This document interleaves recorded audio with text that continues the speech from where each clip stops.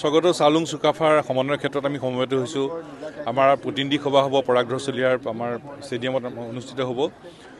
ছাত্ৰ ছাত্ৰীসকলৰ সুৰক্ষিত শৈক্ষিক ভৱিষ্যত নিশ্চিত হ'ব লাগিব। প্ৰাথমিক স্তৰৰ পৰা বিশ্ববিদ্যালয় স্তৰলৈ কাৰিকৰী অকাৰিকৰী সকলো স্তৰৰ ছাত্ৰ ছাত্ৰীসকলৰ শৈক্ষিক ভৱিষ্যত নিশ্চিত হ'ব লাগিব।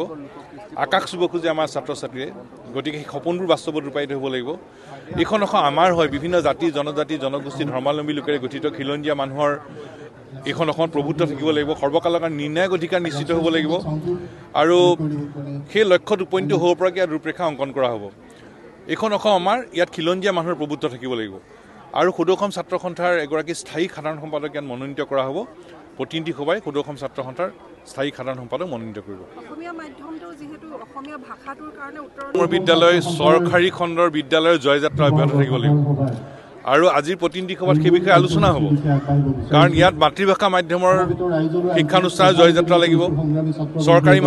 চৰকাৰী খণ্ডৰ বিদ্যালয়ৰ শিক্ষানুষ্ঠানৰ জয়যাত্ৰা অব্যাহত থাকিব লাগিব। সেই সম্পৰ্কত চৰকাৰে ফলপ্ৰসূ ব্যৱস্থা ল'ব লাগিব।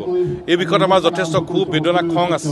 প্ৰতিনিধি সভাই এই বিষয়ত আলোচনা কৰিব আৰু অসমত মাতৃভাষা মাধ্যমৰ বিদ্যালয়ৰ চৰকাৰী খণ্ডৰ বিদ্যালয়ৰ জয়যাত্ৰা অব্যাহত ৰাখিব পৰাকৈ সিদ্ধান্ত গ্ৰহণ কৰিব।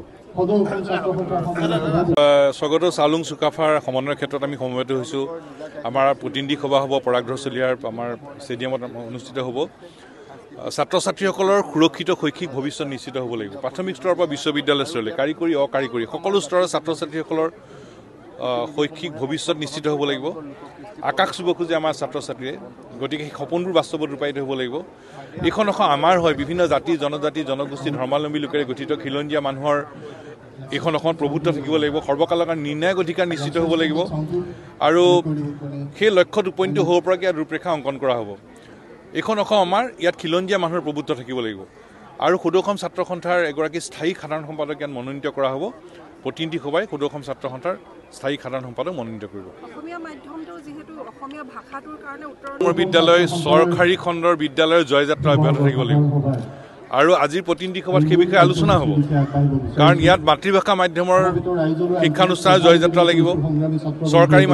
চৰকাৰী খণ্ডৰ বিদ্যালয়ৰ শিক্ষানুষ্ঠানৰ জয়যাত্ৰা অব্যাহত থাকিব লাগিব। সেই সম্পৰ্কত চৰকাৰে ফলপ্ৰসূ ব্যৱস্থা ল'ব লাগিব। এই বিষয়ত আমাৰ যথেষ্ট ক্ষোভ বেদনা খং আছে। প্ৰতিনিধি সভাই এই বিষয়ত আলোচনা কৰিব আৰু অসমত মাতৃভাষা মাধ্যমৰ বিদ্যালয়ৰ চৰকাৰী খণ্ডৰ বিদ্যালয়ৰ জয়যাত্ৰা অব্যাহত ৰাখিব পৰাকৈ সিদ্ধান্ত গ্ৰহণ কৰিব।